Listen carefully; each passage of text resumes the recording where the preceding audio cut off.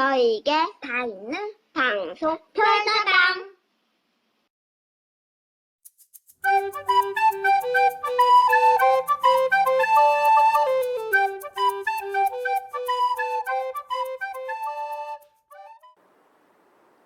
안녕하십니까. 이번 시간에는 색거 한처 침묵적 묘에 대해서 설명하겠습니다. 이 자연에 대해서 찾아가서 조용하게 한적하게 생활한다는 그 이야기가 지금부터 한 7장 정도 나오게 됩니다. 이 이야기는 앞에서 설명했는 양소경기 해조숲이, 즉 선제의 한나라 때 소광과 소수 이 두 사람이 기밀을 알고 자기의 자리를 물러나서 태자의 태사, 소사 이 자리를 물러나서 낙향해서 그 이웃과 어울려서 행복하게 살았다라는 그 이야기의 후편일 수도 있고, 아니면 벼슬살이를 물러나서 시골 생활, 전원 생활을 하는 그 행복한 것, 그 주위의 환경을 보고 즐기는 그런 것이라고도 볼 수 있습니다. 두 가지 가운데 어느 것을 생각하셔도 좋으리라 생각합니다. 색자는 차들 색자입니다. 실뭉치가 이렇게 있습니다. 여기에서 실마리를 찾아낸다. 그래서 차들색. 또 이렇게 이것이 전체적으로는 노삭자, 끈이라는 겁니다. 끈. 노삭의 뜻이 있고 차들색, 찾는다 의 뜻이 있습니다. 그래서 우리가 사색을 한다 하면 사색, 생각의 실마리를 찾아가지고 계속 끼어나가는 그 생각들이 바로 사색이 될 것입니다. 또 삭도라는 것이 있습니다.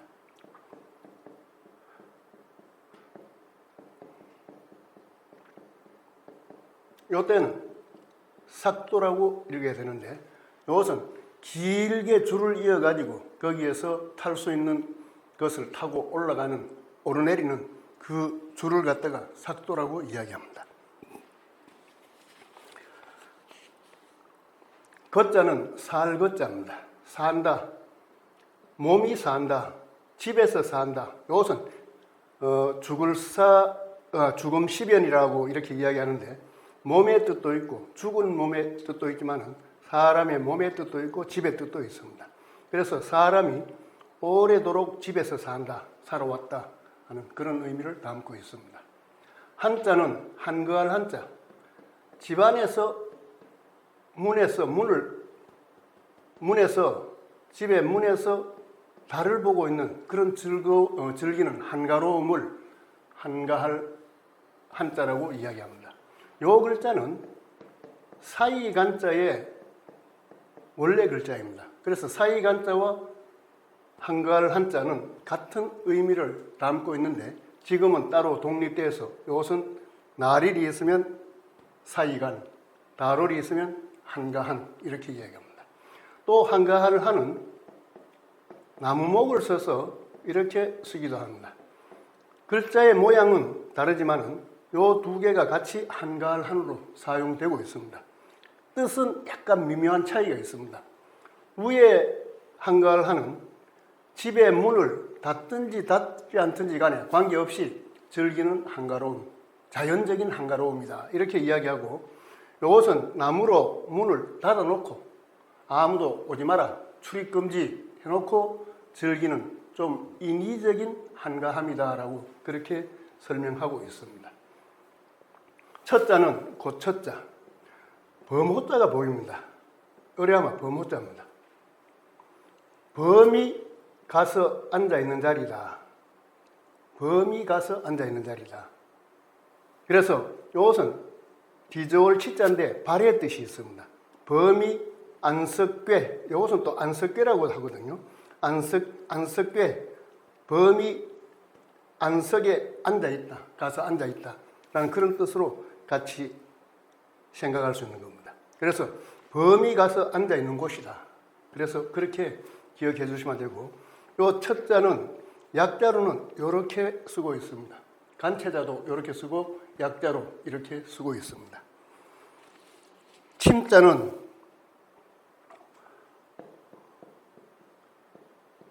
빠질 침자, 빠졌다.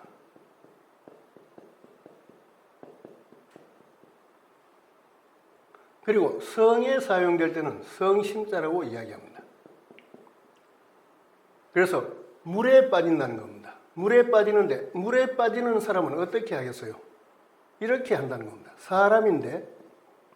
사람인데 고개를 돌리고 하는, 왔다 갔다 하는 그런 모습의 글자입니다. 그래서 이것을 망설일 유, 머뭇거릴 유라고 이야기합니다. 그래서 물에 빠지는 사람은 뭔가 생각을 하겠죠. 망설이겠죠. 또 바로 빠지기가 어려울 겁니다. 그래서 머뭇거린다라는 그런 뜻을 갖고 있는 한자가 되겠습니다. 그래서 물에 빠진다. 그래서 이 글자를 성에 사용할 때는 심이다라고 이렇게 이야기합니다. 성심. 그래서 심청전이 있습니다.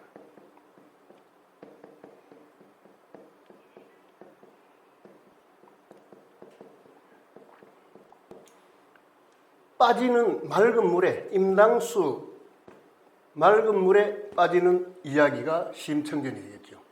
흥부전이 있습니다.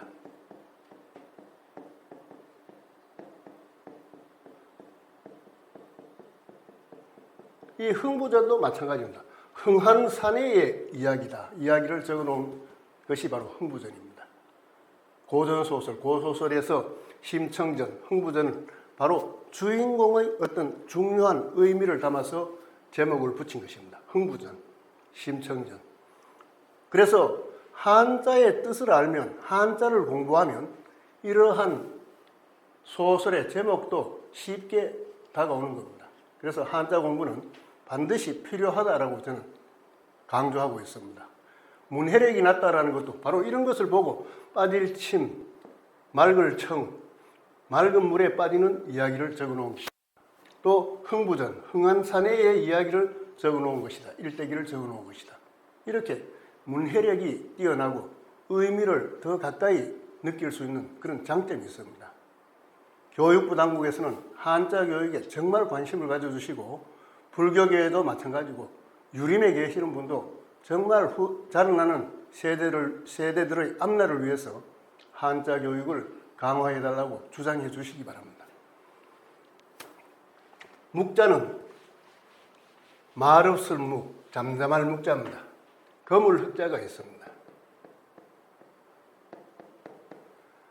거물 흑자인데 이 거물 흑자는 밑에 불을 떼니까 이것이 흙에서 연통해서 검은 연기가 나온다라는 그런 모습의 한자가 되겠습니다. 오른쪽에는 개견자가 있습니다. 그래서 이 말없을 묵, 침묵할 묵자는 정말 뭔가 세상의 어떤 분위기를 알려주는 한자다라는 생각을 해봤습니다. 개도 시커먼 놈들을 보면 입을 딱 다물고 잠잠하게 있는다. 침묵한다는 겁니다. 그 짖어봤자 소용이 없다라는 그런 교훈을 담아놓은 글자가 아닌가라는 생각을 해봅니다. 적자는 고요할 적자입니다. 고요하다. 집안이 고요하다 하는 겁니다. 그래서 밑에 있는 것이, 안에 있는 것이 이것은 콩수,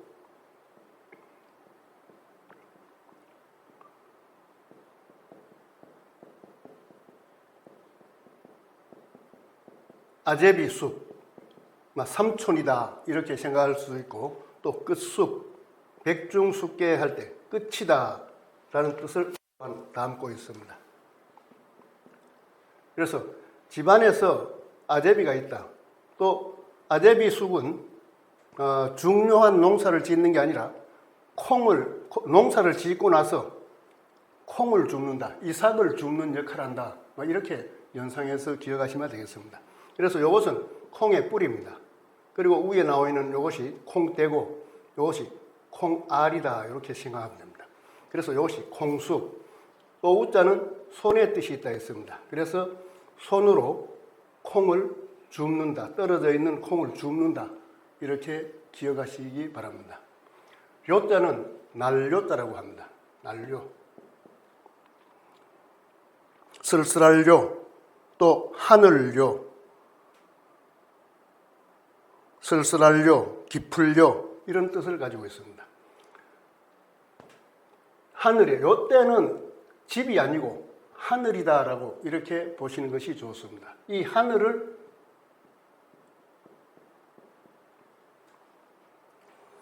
날아다닌다. 즉 깃이 있습니다. 깃우, 새의 깃털입니다. 새의 깃이 하늘을 날아갔다. 근데 날아가니까 밑에 이렇게 보이는 겁니다.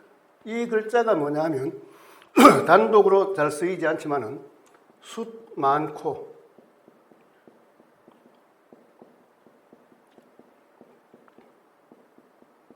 거물진이다. 숫이 많고 검은색, 아주 진한 색을 나타내는 거물진이다라는 뜻을 가지고 있는 글자입니다. 그래서 새가 하늘을 나니까 그 밑에 숫 많고 검은 것이 보이는 그 모습을 보여주는 한자가 됩니다. 자, 그러면 색거 한처, 침묵, 저교라는 것은 한가한 곳을 찾아서 사니, 한가한 곳을 찾아서 사니, 침묵, 말할 필요가 없다는 겁니다. 침묵한 상태가 되고 저교하다, 아주 고요하다, 고요하고 고요하다라는 의미를 말하고 있습니다. 아마 소광과 소수 이 두 분도 벼슬을 그만두고 한가한 곳을 찾아서 사니 말이 별로 필요 없다. 쓸데없는 말이 필요 없다는 그런 뜻이겠죠. 쓸데없는 말이 필요하고 정묘하다. 너무 쓸쓸할 정도로 고요하다 하는 그런 이야기입니다.